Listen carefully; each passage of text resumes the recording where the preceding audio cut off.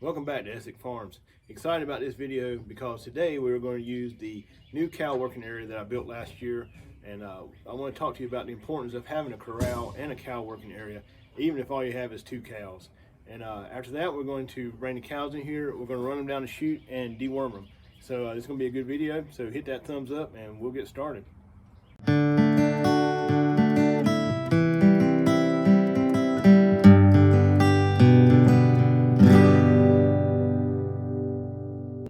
This is the corral. I still want to continue with these boards where I have the 2x6s and go all the way around. I'd love to get some cattle panels and put up, but those things are really high, so I guess I'm just going to go ahead and continue with the boards and run them all the way around. I got to get a new gate there. That's just a gate that I built for something else, so I'm going to use it there for now. I put a lot of thought into this corral and cow working area. I wanted to make sure that I had everything right where I needed it for everything to go smooth, and also wanted to make it low pressure on the cows so that they didn't feel like they were being pushed so much to get them through the chute. In my corral, I have 2 gates, one on either side, and this is where the cows walk through to get to the lower part of the farm. I also have a feed trough in here where I feed the cows every once in a while, and that way they're used to coming in here. And it's a good idea whenever you have a corral to have a feed trough in there to feed your cows, even if that isn't your main area of feeding the cows. It's still a good idea to feed them there every once in a while so they're used to coming in the gate and they're not so skittish when you try to load them. So you may be planning on getting some cows, but you only want 2, and you're thinking, do I really need a corral? Yes, you do. I have learned the importance of having a corral more than once. I went to help people load cows before. They didn't even have that big of a cow pasture, but when you're out there trying to run 2 cows in through a little 3-foot gate, you can waste hours doing that. So just the benefits alone of not having to go out there and run around a cow pasture for 3 hours trying to chase a cow, just the benefits of that alone is worth it. And also, the way I do it when I buy a new cow, I like to put them in the corral and watch them for a couple days, make sure they're okay and don't have any issues. So that's also a benefit to that too. Now I'm going to show you how the cow working area is set up. So the first part of the cow working area is this gate. We're going to unlock it, and what we'll do is have the cows in the corral. We'll open this up, run 1 or 2 in. Once we get them in, we can shut this gate, hand in, and that will hold them. So once we get the cows in this area, we can start shutting the gate, which will push the cows into the chute. Also have these stops on the side so we can stop. That way the cows can't push back on the gate. And once we get the gate all the way shut, the cows will be in the chute, which will lead right to the head gate. So this is the head gate. It didn't look this good when I bought it. I looked for one for quite a while, and I found one on Craigslist. So I went and got it. Paid $400 for it. It didn't have much rust or anything like that, and I figured it couldn't be much wrong with it because it's basically just bolts and springs with the latch. So I brought it home and cleaned it up and greased it up, primered it and painted it so it looks like it does now.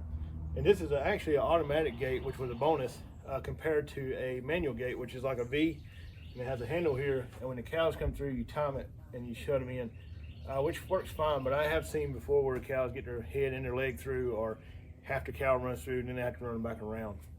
So I want to show you how this automatic head gates works. What you do is pull this lever down and push it back. So now it's set, and the cow will run through the chute, stick their head through, and their shoulders will catch. This will shut and they'll be trapped.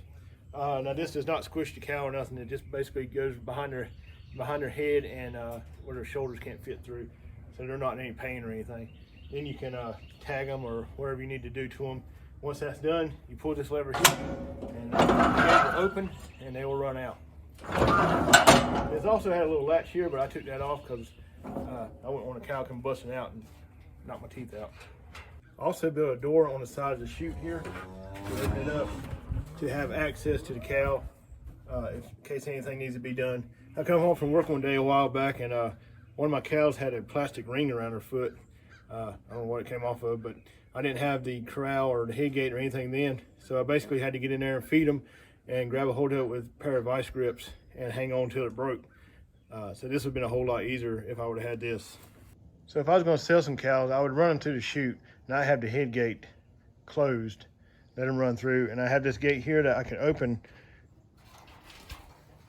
I have one stand here, someone stand here to hold it And once you run the cows through that, I would run them through the barn to this open door, which leads to the chute, which goes to the trailer. So we're about to run the cows into the corral and run them through the chute to worm them or deworm them. And I feel like that's kind of a debate. Some people say don't do it. Some people say do it when they need it. Some people say do it twice a year. So I don't know, but I do worm my cows. I had one cow a while back that looked kind of puny. Her hair got kind of long or frizzy and had diarrhea and stuff. So I went ahead and wormed her, and I think she's looking a lot better now. So I'm gonna go ahead and worm the rest of mine. And these cows are breeder cows, so they're not my beef cows. If I had beef cows, I would not worm them. And if I had to worm them, it'd probably be more of a natural way of worming them and not so much chemical. So there's a lot of different deworming medicines out there. I would say do your homework, find the best one for your farm and what you're doing on your farm. I'm gonna be using ivermectin today, which is a good killer of parasites in the stomach and stuff.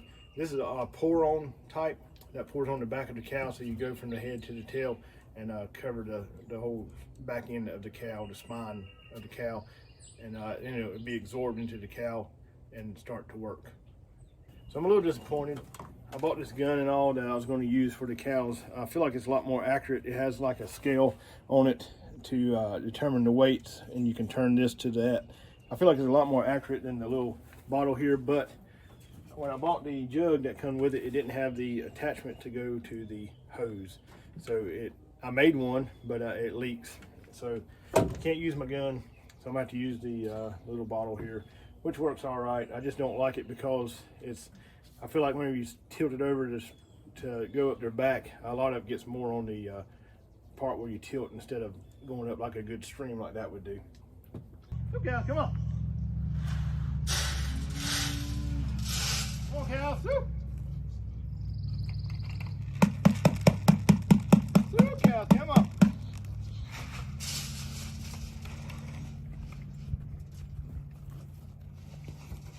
Woo, cow, come on.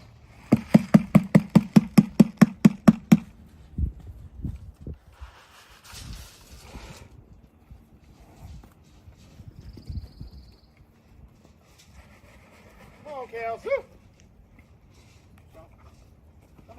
Same thing.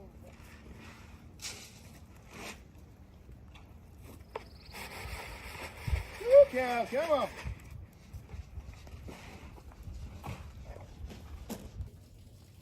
Yep. Go ahead, baby.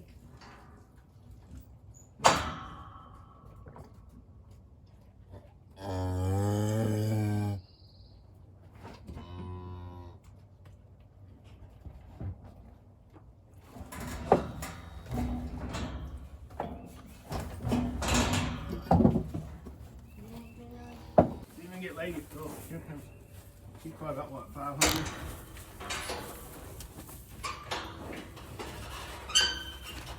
All right.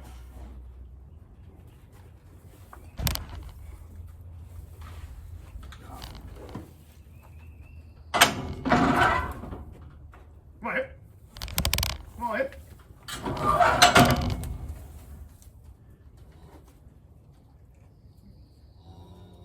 All right, push him a little bit.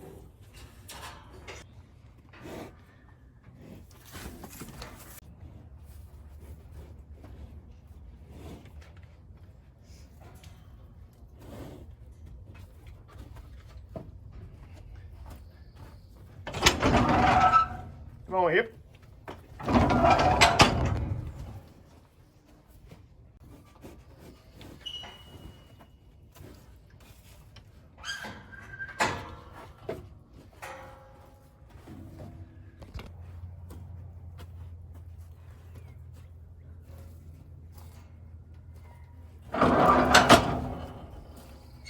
So we got the cows wormed, everything went good.